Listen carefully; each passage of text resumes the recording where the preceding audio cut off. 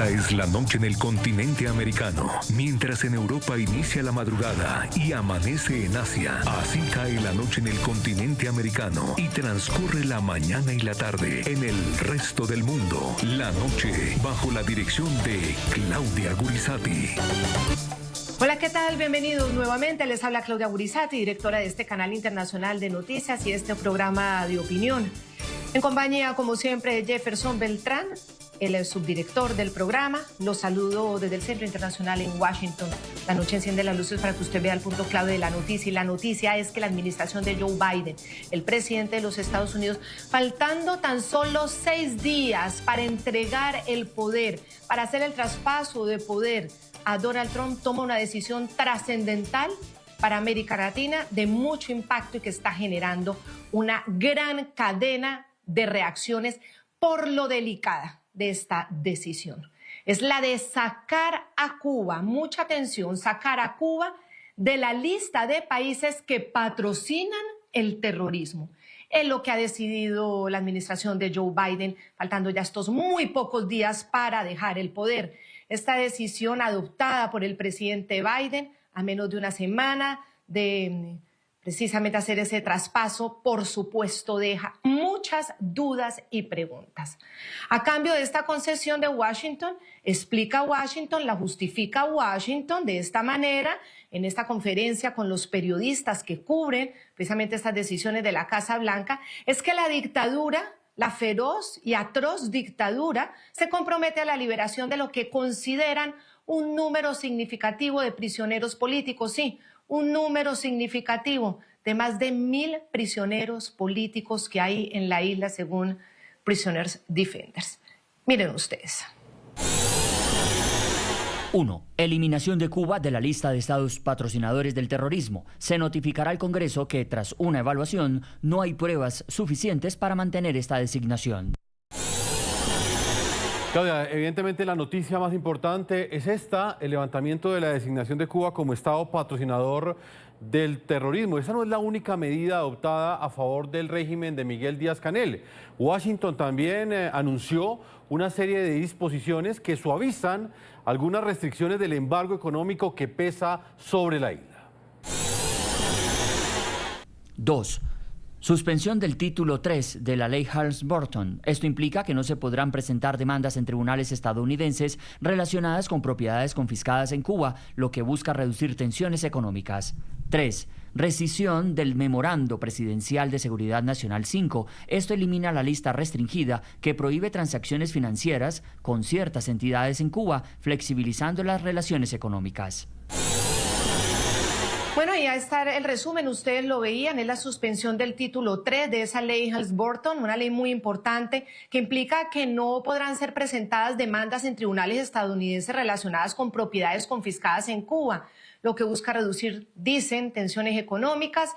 También elimina la lista restringida que prohíbe transacciones financieras con ciertas entidades en Cuba, de esta manera flexibiliza todas esas relaciones económicas. Vamos a seguir explicándoles a ustedes, entregándoles todas las reacciones que por supuesto ha generado esta noticia. Saludo a esta hora en el programa La Noche al expresidente de Colombia, Andrés Pastrana. Señor expresidente, gracias por atendernos. ¿Y cuál es su primer análisis sobre esta decisión de Joe Biden? Joe Biden no deja de sorprendernos. A ver, Claudia, de verdad que me sorprende inmensamente esta decisión del presidente Biden. Todos sabemos que Cuba está absolutamente involucrado en Venezuela, que Cuba precisamente, ya Venezuela fue calificado como su narcorrégimen, como a los atentados como terrorismo de Estado, y clarísimamente sabemos que Cuba está ya involucrado en este tema.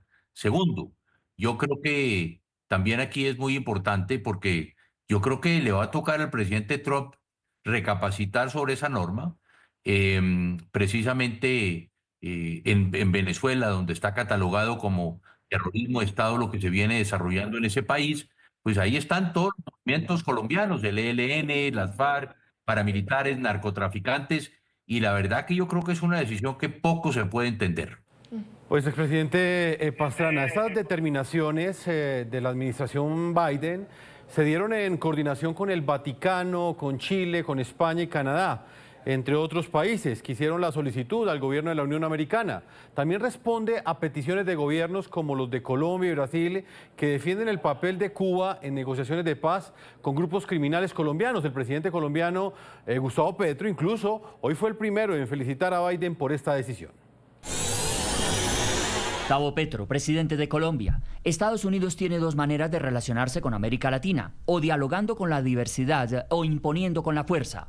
Felicito a Biden, que buscó siempre el diálogo con la diversidad latinoamericana. Levantar bloqueos, así sea parcialmente, es un gran avance. Cuestiono que a la posición de Trump vaya solo la extrema derecha invitada por él, o como en el caso colombiano, por su partido, incluso la extrema derecha manchada con las masacres. No quieren hablar con la diversidad y por tanto quieren imponer. América Latina no es solo diversidad, sino soledad, y esa soledad debe terminar. América Latina entonces le dirá no a la supremacía blanca, la soberbia y la codicia.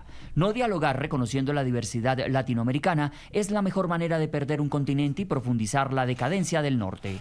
Así que espero del nuevo gobierno de los Estados Unidos diálogo y entendimiento civilizado y unas Américas compuestas de seres humanos iguales y libres.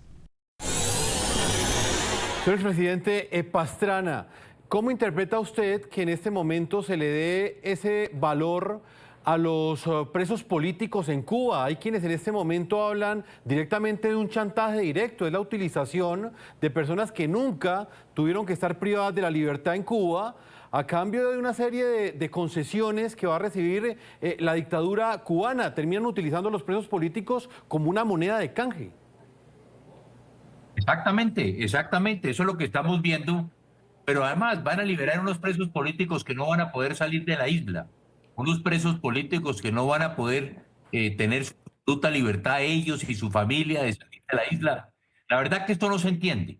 Yo creo que aquí el propio presidente Trump, su secretario de Estado, una vez ya comience a ejercer funciones, Marco Rubio, y todo este entorno del Departamento de Estado cubano-americano van a tener que tomar decisiones que van a tener que reversar, diría yo. Es la política más importante por parte del Departamento de Estado y que le tocará asumir a Marco Rubio como secretario y a Donald Trump como presidente. Sí, presidente, expresidente Andrés Pastrana, también llama mucho la atención esta reacción de Petro, que dice que Estados Unidos tiene dos maneras de relacionarse con América Latina. Entonces dice, dialogando con la diversidad o imponiendo con la fuerza. Mi pregunta es, ¿qué es diversidad? Diversidad dentro de los parámetros democráticos, de los parámetros de los derechos humanos, diversidad en diferentes formas de pensar dentro de una democracia, diversidad en la forma de concebir incluso modelos ideológicos, modelos económicos. ¿Se puede hablar de diversidad en unas sociedades en las que el encargado de imponer el autoritarismo, la tiranía, asesina, encarcela, arrasa al que opina distinto? ¿Eso es diversidad? ¿Usted cómo interpreta esas palabras de Gustavo Petro? Porque yo estoy intentando explicármelas y yo no veo diversidad. Yo lo que veo es una tremenda diferencia entre el mundo democrático que respeta las libertades y los derechos humanos y el mundo de las atrocidades en las que cualquier mínimo asomo de disidencia, de diferencia, es castigado con una detención arbitraria y con la muerte, como pasó hace pocas semanas con un detenido político muy joven que lo mataron a golpes, según denunció su mamá. ¿Cómo lo interpreta usted? A ver, yo creo que esta es la continuidad de lo que interpreta y lo que conoce el presidente Petro. El presidente Petro, para el presidente Petro, diversidad es legalizar el narcotráfico, proteger las FARC, proteger el ELN, que continúan cometiendo delitos de guerra, delitos de lesa humanidad, que están involucrados hoy más que nunca como carteles de la droga. Eso es lo que yo creo que es diversidad y es lo que el presidente Petro ha demostrado precisamente al respaldar al narcodictador Nicolás Maduro en su usurpación del pasado 10 de enero, no posesión en Venezuela. Pero también es la misma línea de conducta del presidente Biden y de su gobierno. Es la línea de conducta que ha respaldado a Nicolás Maduro, que así que es contradictorio que ofrecen recompensas por quien dé información de 15, hoy en día 25 millones de dólares, por el Chapo Cabello, por Nicolás Maduro, por Vladimir Padrino López, 15 millones de dólares.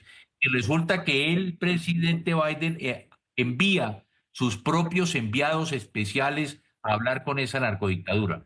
Entonces ahí hay una política que el presidente Biden implementó hasta el último día, hasta estos últimos días, y que no entendemos. Para Petro, diversidad es continuar dialogando con terroristas que cometen delitos de lesa humanidad, que secuestran precisamente a jóvenes, y diversidad para él es que permanentemente hay captura de presos políticos, no hay libertad de expresión, hay una dictadura en Cuba. Eso no es diversidad.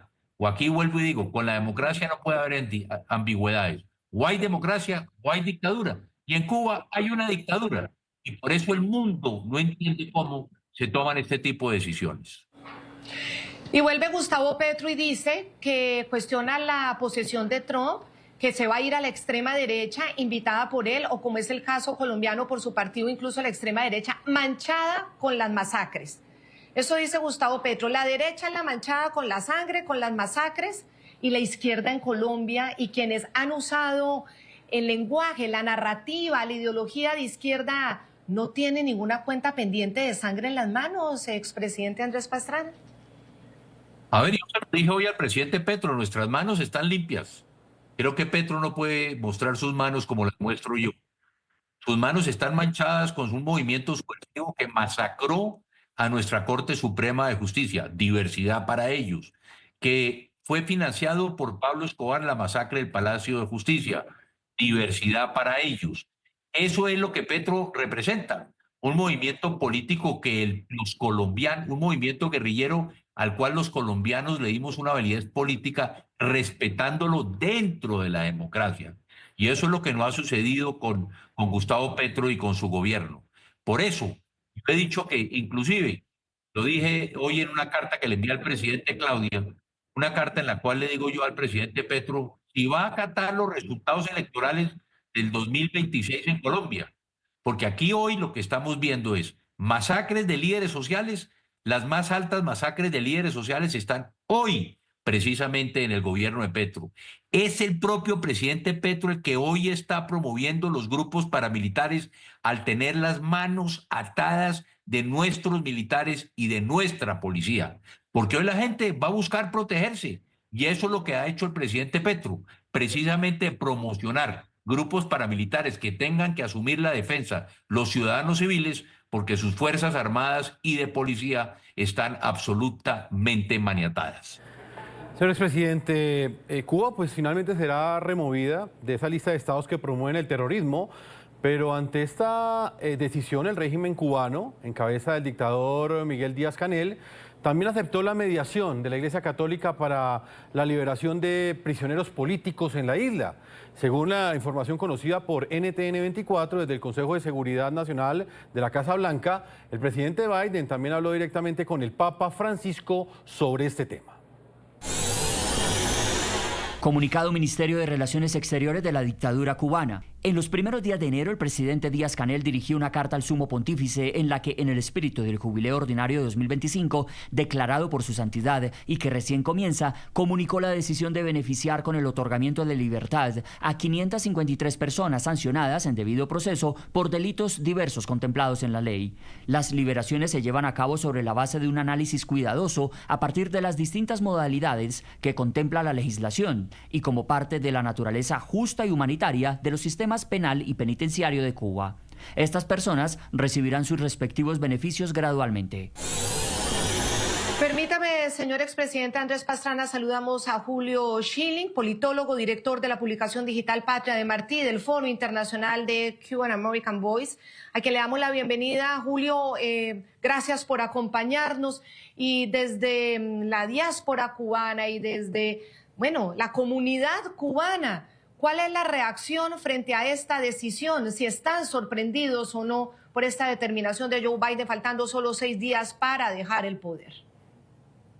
Bueno, primero saludos Claudia, Jefferson y el presidente Pastrana. Esto realmente a nosotros no nos causa sorpresa porque el expresidente Barack Obama hizo algo parecido como uno de sus últimos actos al eliminar cierto privilegio que tenían los cubanos cuando quitó la ley pie seco, pie mojado, que fue una de las cosas que el castrocomunismo le pidió. El presidio político cubano ha sido una puerta giratoria siempre.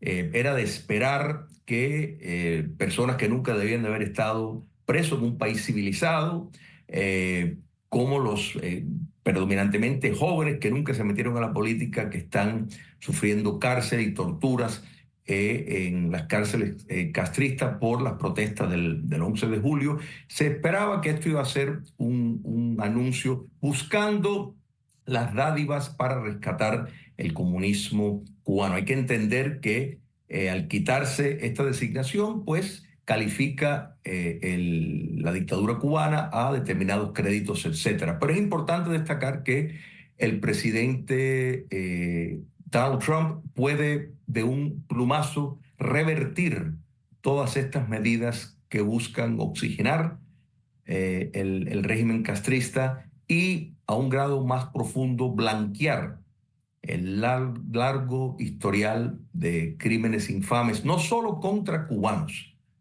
Hay miles de colombianos, de argentinos, de uruguayos, de brasileños, de guatemaltecos, de salvadoreños, de nicaragüenses, de bolivianos, de venezolanos, por supuesto, que han y siguen padeciendo el enorme daño a la libertad y la paz en el continente que representa la existencia de la base subversiva, donde los roles, a partir de la caída del comunismo soviético y el Foro de Sao Paulo, Cuba comunista asumió el papel de la Unión Soviética, financiado por el petróleo venezolano. Y eso es trágico y es una vergüenza que países se presten a querer precisamente extenderle una ayuda y omitir y tratar de ocultar las páginas negras que siguen escribiéndose en Cuba comunista. Señor Chilin, esta fue una de las últimas decisiones que tomó el entonces presidente Donald Trump el 11 de enero del año 2021. El entonces mandatario, desde la Casa Blanca, restableció la designación que pues, había sido revertida durante la administración de Barack Obama y que pues, señalaba o incluía en esta lista de países que apoyan el terrorismo a Cuba. Quiero preguntarle muy concretamente, ¿por qué cree usted que Joe Biden, el presidente de los Estados Unidos, toma esta decisión a menos de 6 días de dejar el poder y a sabiendas quizás de que su sucesor, Donald Trump, muy seguramente la próxima semana, junto con Marco Rubio, pues reviertan esta decisión que ha tomado el presidente estadounidense?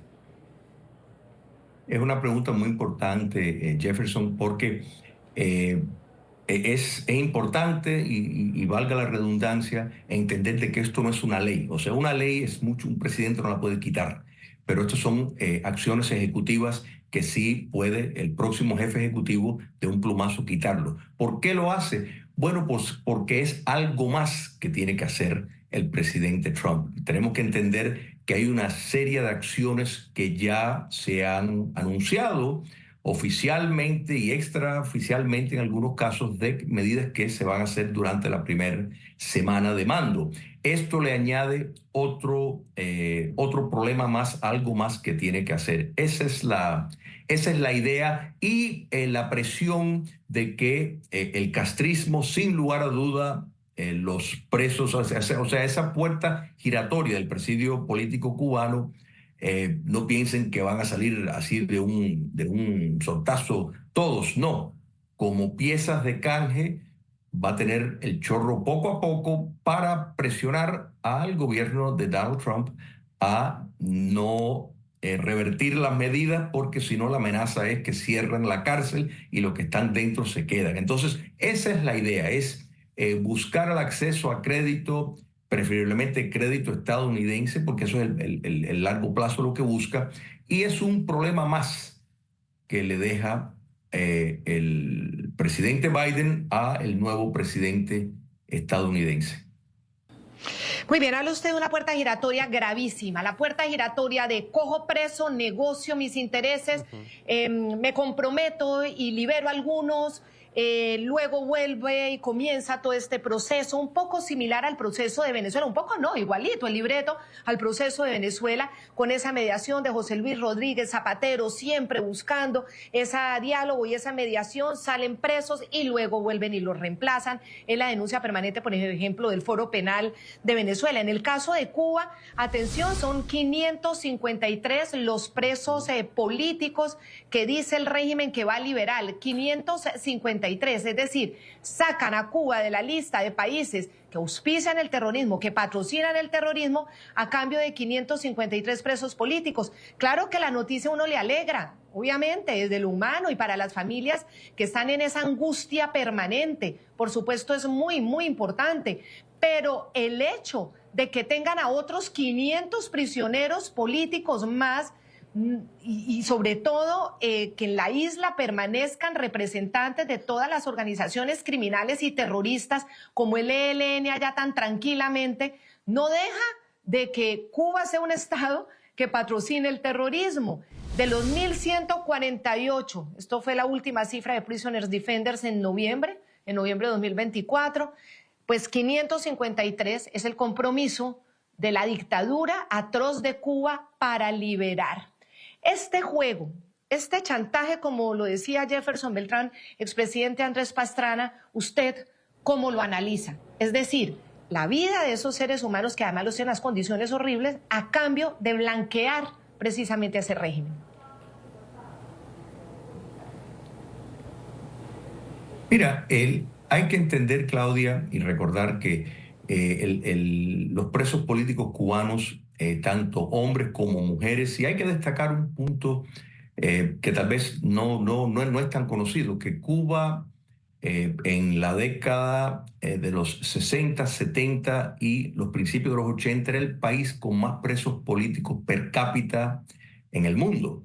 Entonces siempre ha sido una pieza de negociación, de conseguir favores, el soltar presos a cambio de ejercer presión a el país que sea, puede ser en Francia, puede ser en Gran Bretaña, puede ser en los Estados Unidos, a cambio de promover sus intereses. O sea, esto ha sido un ejercicio de Estado de una manera constante desde 1959. Recordemos, desde los cubanos que fueron en la expedición de Bahía de Cochinos, pues también hubo un canje a cambio de material, de equipos, medicinas, etcétera. O sea que en todo momento el castrocomunismo ha visto a los presos políticos como una mercancía con la cual pueden negociar. Y yo creo que el punto que estableces es tan importante porque no podemos mirar la conducta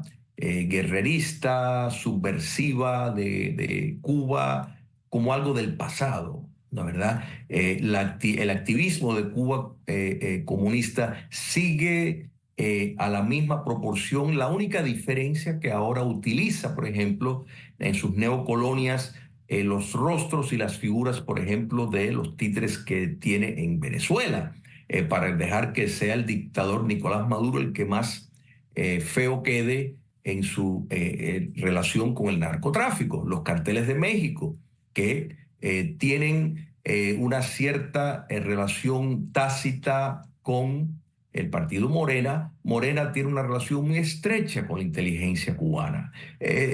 Nada de esto ocurre en un vacío, hay que entender. O sea, el presidente Duque expulsó a la diplomacia cubana hace unos años, no porque le caía mal, sino por evidencia del papel de subversión, aún en democracia colombiana plena, estamos hablando hace unos años atrás, de la cual el movimiento que hoy está en el poder en Colombia, pues tiene que ver. De modo de que este activismo, el narcotráfico, que es una clara amenaza para los Estados Unidos, convierte a Cuba como una amenaza a su seguridad nacional. Y yo creo que eso es lo que debe de encarar lo que se va a llamar la doctrina Trump, de la cual su ministro de Estado, Marco Rubio, va a tener mucho que ver en el diseño para cambiar esta política de simplemente contener a una de revertir. Yo creo que es hora que entendemos que para buscar el problema a estos éxodos masivos hace falta el camino a producir avenidas de liberación en esos países. Sí. No, y lo que plantea Julio Schilling es verdad. En el 2022, recordemos que fue incluida a Cuba en el informe de los países que no cooperan plenamente con el terrorismo a pedido de Colombia, precisamente porque no quiso extraditar desde Cuba a los cabecillas criminales del ELN después de uno de los peores ataques terroristas que fue en el año 2019 en contra de la escuela de cadetes más importante de Colombia, generando una situación de dolor, de tristeza, de brutalidad. Más de 20 cadetes murieron y obviamente ahora vamos a recordar esto porque vamos a hablar con las víctimas, vamos a hablar con el padre de uno de esos cadetes. Antes quiero preguntarle al expresidente Andrés Pastrana sobre esto mismo, sobre este intercambio permanente, ese libreto que se repite de Cuba en Venezuela, de Venezuela en Cuba. Recordamos a José Luis Rodríguez Zapatero siempre negociando, liberan unos presos y viene la puerta giratoria siempre con más.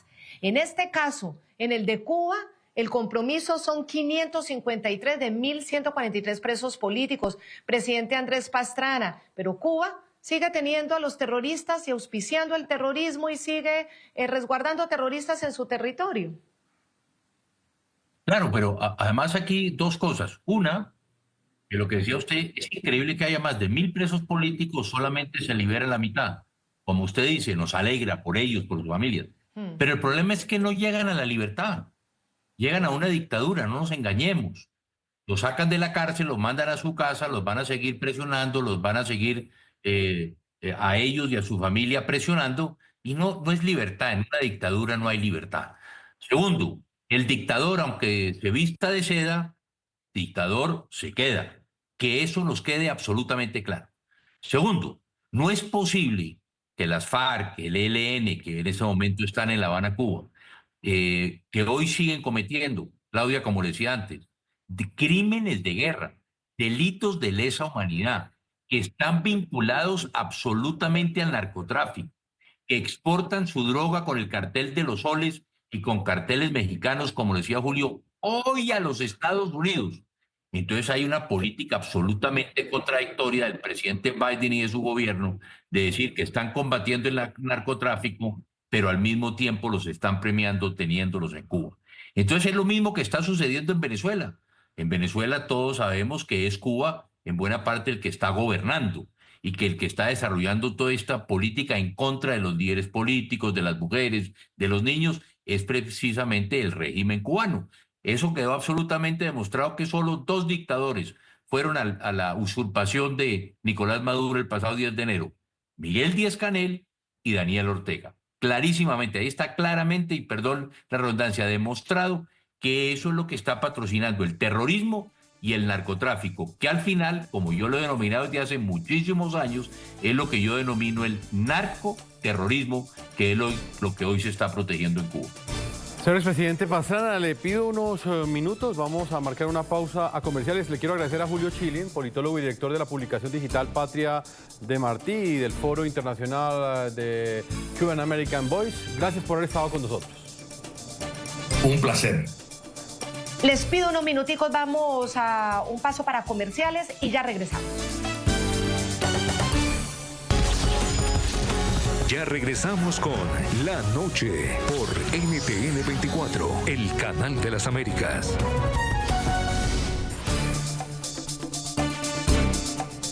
Continuamos con esta noticia. La administración del presidente Joe Biden ha anunciado que levantará la designación de Cuba como estado que patrocina el terrorismo. Diferentes reacciones se dieron en los Estados Unidos. Una de ellas son las de los congresistas cubanoamericanos. María Elvira Salazar, Carlos Jiménez y Mario Díaz-Balart rechazaron la decisión de la administración del presidente Joe Biden. Claudia, la han calificado de patética y advirtieron que lo que Biden rompió, Trump lo arreglará. Esto es solamente la última traición a la seguridad nacional de los Estados Unidos, a la causa de la libertad del pueblo cubano, del presidente Biden y la administración de Biden-Harris. No nos sorprende Este es un presidente que ha hecho todo lo posible, el presidente Biden y su administración, para ayudar a la tiranía en La Habana, igual que la tiranía en Managua y la tiranía en Caracas. No nos sorprende que este presidente traiciona a los Estados Unidos, traicionando también la causa de la libertad del pueblo cubano. Y lo que hace básicamente es darle oxígeno económico al aparato represivo del régimen castrista para que siga reprimiendo a la gente. Eso es básicamente lo que hace, le da un cubo de dinero para que puedan seguir en el poder. Y aún así, Blinken, en el Comité de Relaciones Exteriores, me dijo muy claramente que ellos no estaban pensando sacar a Cuba de la lista. Pero llamaron a mi oficina hace pocas horas diciendo que la Casa Blanca había dicho, le había mandado el directive o la directiva o le había mandado la orden de sacar a Cuba de la lista de países terroristas. ¿Por qué Blinken no renunció en ese momento y por qué dijo, no, yo eso no lo voy a hacer? Estamos hablando de una sola semana. Como siempre he dicho durante los 4 años del presidente Biden, nunca escuchen lo que está diciendo, tienen que mirar lo que está haciendo. Y esto es un acto final, bueno, puede ser que no final, porque todavía tiene 5 días para dañar los intereses de los Estados Unidos, pero también dañar los intereses del pueblo cubano, los cubanos que merecen la libertad. Está aplastando otra vez, rechazando todos esos sueños. Así que no me sorprende porque este presidente ha tomado la decisión equivocada siempre. Por eso estamos en la situación que estamos hoy en día y el presidente Trump no puede llegar suficiente rápido. Así que por favor, en 5 días que no hagan algo peor que esto, pero este presidente ha sido un desastre. Pero gracias a Dios viene el presidente Trump, el mejor amigo que ha tenido la causa de la libertad del mundo, pero particularmente de este hemisferio, y todo este daño que está haciendo Biden y Blinken y Harris y toda su pandilla de criptocomunistas y socialistas, todo esto, el presidente Trump lo va a poder revertir gracias al electorado, gracias al presidente Trump. Así que esto es solamente una cosa momentaria que hace daño, pero que el presidente Trump va a poder aplastar y poner en el basurero de la historia a la administración de Biden y de Harris.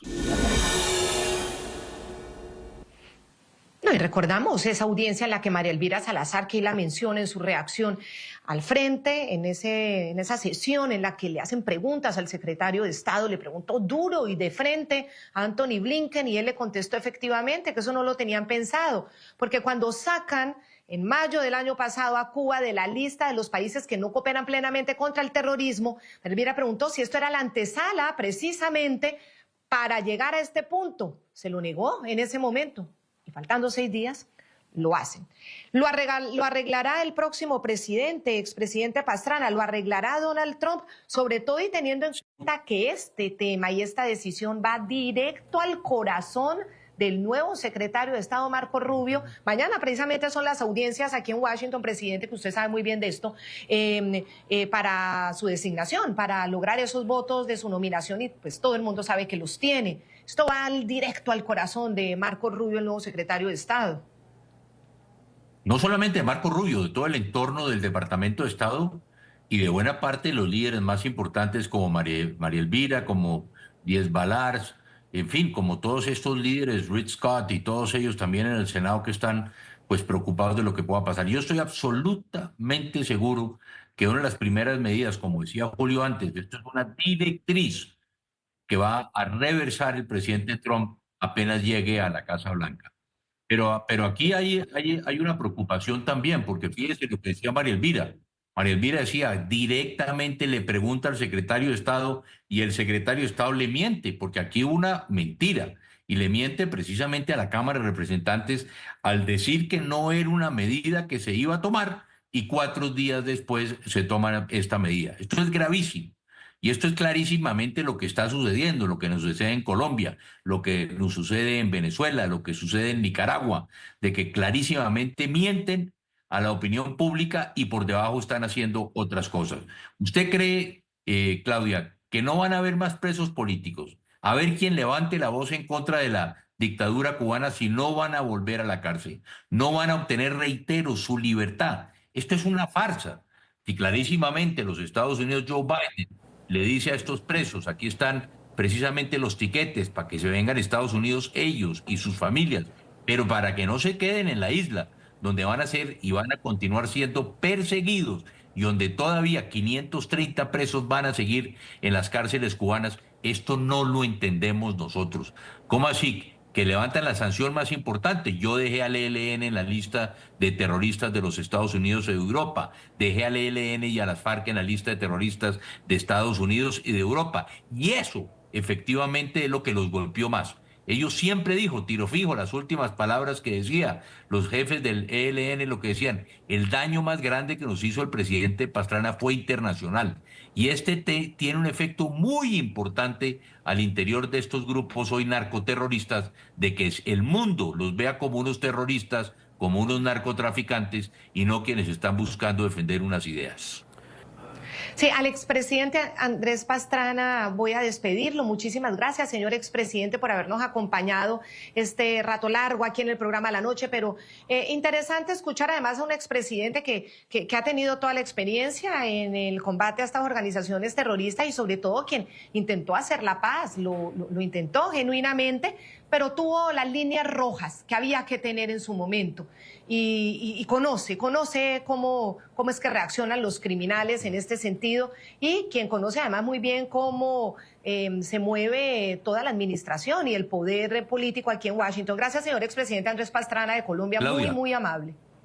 Claudia, solo una cosita que yo creo que es importante, porque hasta el ELN engañó a Fidel Castro. Precisamente con Fidel Castro, con el comisionado de paz, con Camilo Gómez, se había logrado un acuerdo para iniciar un proceso de paz con el ELN.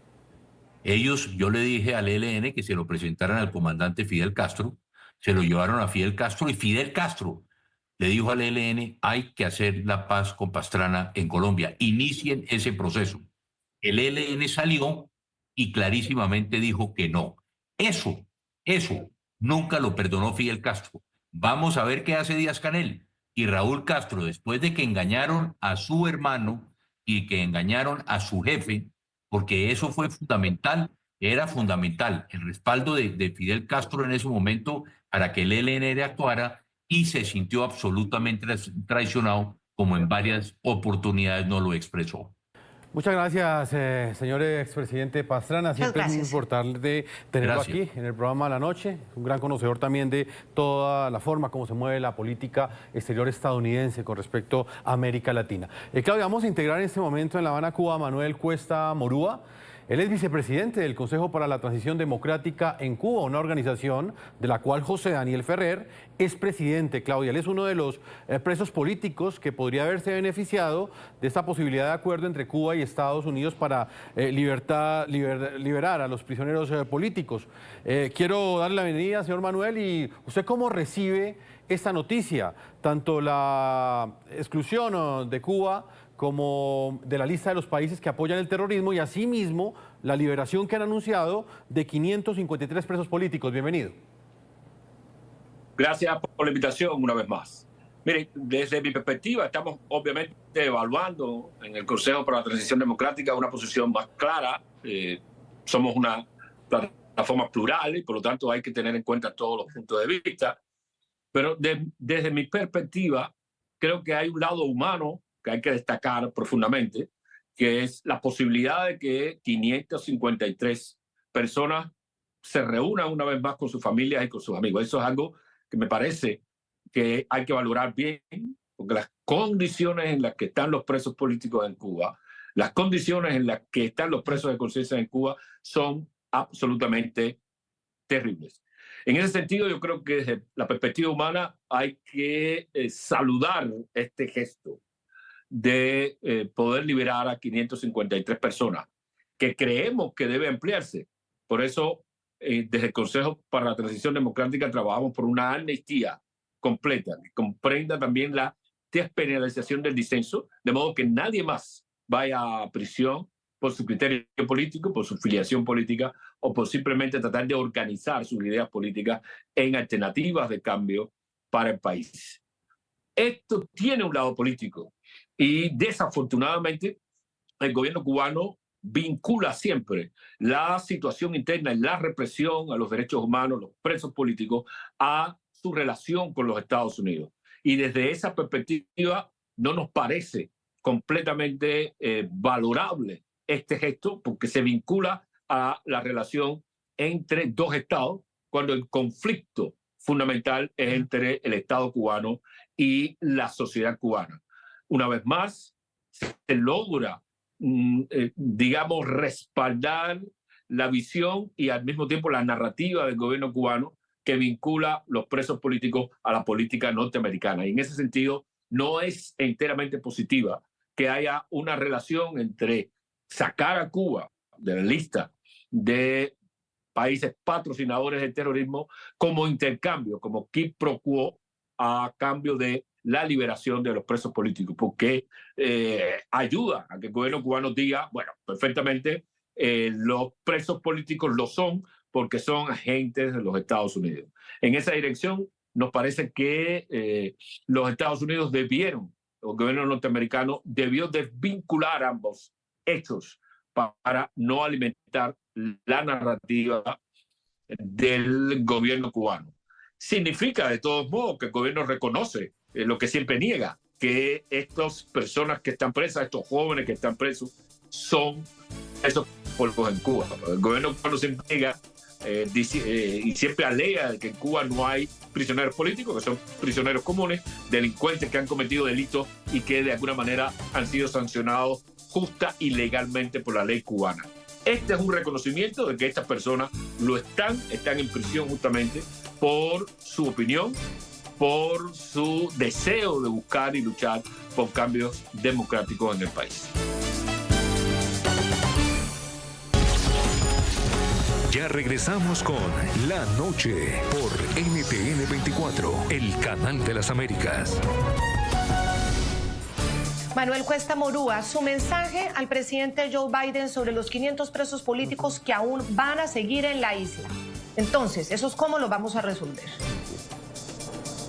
Mi mensaje es claro. El presidente Biden, que solo le quedan 5 días en la presidencia, debería utilizar ese tiempo, ese corto tiempo que todavía tiene como presidente de los Estados Unidos y mandar el mensaje público y claro al gobierno cubano de que debe liberar ya al resto de los presos políticos, que no es suficiente con esa lista y de que puede haber una labor bipartidista en el gobierno de los Estados Unidos para que de alguna manera las exigencias de liberación sean exigencias de liberación a todos los presos y todas las presas políticas que hay en Cuba. Porque así lo demanda la Declaración Universal de Derechos Humanos, así lo exigen los familiares, así lo exige la comunidad prodemocrática y al mismo tiempo así lo exigen los derechos humanos. Y que no debe ligarse. Definitivamente en el futuro nosotros haremos algún análisis específico, pero no debe ligarse el tema de los derechos humanos a la política exterior de otros estados, porque ese círculo nada virtuoso no ha favorecido la democratización del país, tal y como lo ha venido siguiendo la comunidad prodemocrática cubana a lo largo de más de 40 años. Manuel Cuesta Morúa, muchísimas gracias al vicepresidente del Consejo para la Transición Democrática en Cuba. Es esa organización la cual preside José Daniel Ferrer, quien es uno de los más icónicos prisioneros políticos de la isla, quien en el mes de noviembre fue golpeado casi hasta la muerte y vivió una circunstancia muy difícil y como dice Manuel, ojalá sea de esa lista de los 553 presos políticos que saldrán por ese acuerdo de Joe Biden, eso sí, con el altísimo costo de que Cuba deja de ser considerado un país que auspicia el terrorismo por los Estados Unidos, por lo menos en lo que queda de esta administración, que son 6 días. Muchísimas gracias, Manuel. Gracias por la invitación. Aquí está.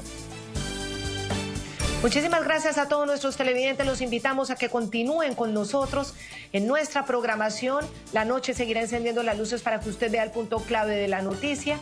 Aquí estamos siempre, Jefferson Beltrán y Claudia Gurizati, para este espacio, para escuchar esos análisis. Muchas gracias. Claudia, una feliz noche para ti y por supuesto para todos nuestros televidentes.